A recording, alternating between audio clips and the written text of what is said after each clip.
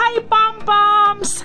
Tara samahan nyo ako mag-process ng visa application ko papuntang Amerika. At dahil nalalapit na ang interview ko, Pom-Poms, sa US Embassy, ay kailangan ko muna magpa-biometrics dito sa Parcal Mall na matatagpuan sa Tambo, Parañaque City. I highly recommend East Coast Visa Consultancy, Pom-Poms, dahil sila ang nag-assist sa akin sa pag-apply ko ng US visa. They're also processing UK, Schengen, Canada, New Zealand, and Australian visa. So if you want to know more about the process and the fees, you just need to send them a direct message on their Facebook page. Pwede rin kayong sumali, Pom-Poms, sa kanilang group sa Facebook para mas malaman nyo kung paano ang proseso ng pag-a-apply ng US visa. Ayan, Pom-Poms, so tapos na ako sa biometrics dito sa Parcal Mall.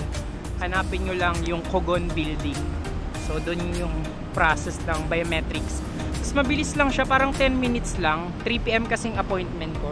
Mabilis ako natapos kasi hindi naman mahaba yung pila. After the biometrics, Pom-Poms, ay ready na ako sa aking interview, kaya nag-book na ako ng hotel dito sa Go Hotels Ermita, Manila, na malapit lang sa US Embassy. Binook ko siya dito sa Klook application. You can also inquire and book a room through their Facebook page. I also recommend this hotel, Pom-Poms, dahil bukod sa mura na yung mga rooms, ay malapit pa siya sa mga kainan at mga pasyalan.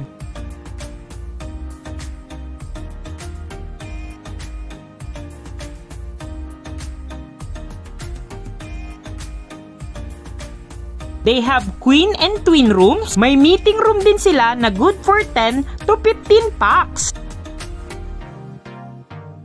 Meron din silang convenience store na located sa ground floor. Kung gusto niyo naman magpamassage, Pom-Poms, with a minimal fee, ay may partnership sila sa Venus Touch Spa. At kung trip niyo naman, Pom-Poms, sa mga Thai food, they also have Thai Mango partnership. They also have other branches na matatagpuan sa Metro Manila. Ito ang kanilang complete address, Pom-Poms, dito sa Ermita, Manila, including their contact details. I-pause nyo na lang para mas mabasa nyo.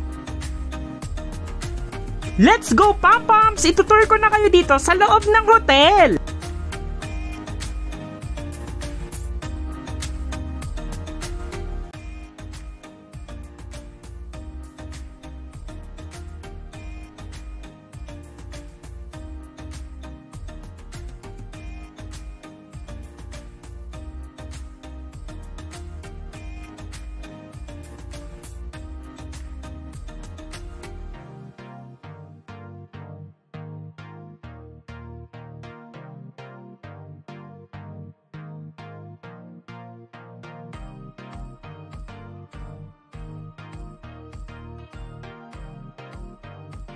Ito na nga, Pom-Poms, ready na ako sa aking interview sa US Embassy. So, hopefully makakuha tayo ng multiple visa entry, and I'm praying for that talaga. Kailangan ko iwan yung mga gamit ko dito, including my cellphone, some gadgets, kasi bawal ipasok dun sa embassy.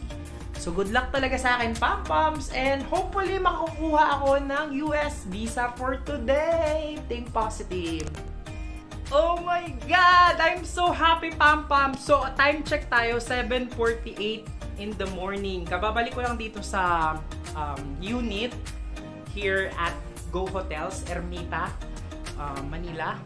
So, approve ang aking visa papuntang Amerika! Yes! So, mabilis lang. The interview went smoothly. So, mabilis lang yung mga tanong, more on kung ano lang yung nakasulat sa DS-160 ko. I think it's just verification.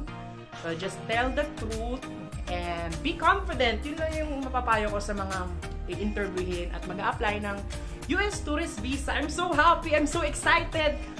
Mag-tour sa Amerika! Yay! Pom-Poms! Hihintayin ko na lang na ma-deliver sa condo unit ko yung passport ko kasi I choose delivery. So I think siguro within a week madi-deliver na siya, and then ilalagay na nila doon yung visa ko sa passport ko. Ayun lang! So, saya-saya ko. Thank you sa lahat ng mga patron. Thank you Allah. Thank you Lord. Thank you God. Thank you Mama Mary at sa lahat ng mga patrons at mga santo na pinagdasalan ko. Talagang prayer is so powerful. So, lahat ng gagawin nyo talaga, Pom-Poms, make sure na magpipray kayo. And malalaman natin kung ibibigay sa atin talaga ni God. May mga plans naman siya para sa atin. Ayun lang. Thank you. Ew! So, ayan, Pam-Pams. Dumating na sa wakas ang aking passport galing sa US Embassy Manila. So, nung Monday lang ako in-interview ng US consular officer. And then, today's Thursday, mag-11 a.m. Dumating na siya through LBC. So, let's check kung ano yung visa type na binigay sa akin. Ito na nga, Pam-Pams, I received my USA visa na multiple visa entry, good for 10 years. So, ayan, Pam-Pams, matagal ko na itong pinagdarasal and ngayon, meron na akong USA visa and I'm so excited to travel and pumunta sa mga iba't ibang places sa Amerika. See you soon, my family there. Bye, Pam-Pams! At di pa dyan natatapos, Pam-Pams, dahil after kong makuha ang aking US multiple visa entry, ay prinasis na rin ng East Coast Visa Consultancy ang aking application para sa Canada naman. At super blessed ako, Pam-Pams, dahil na-approve din ng aking ETA o ang Electronic Travel Authority papuntang Canada. And it's good for 5 years, kaya pwede rin ako magpunta sa Canada. Thank you, Pam-Pams, for watching!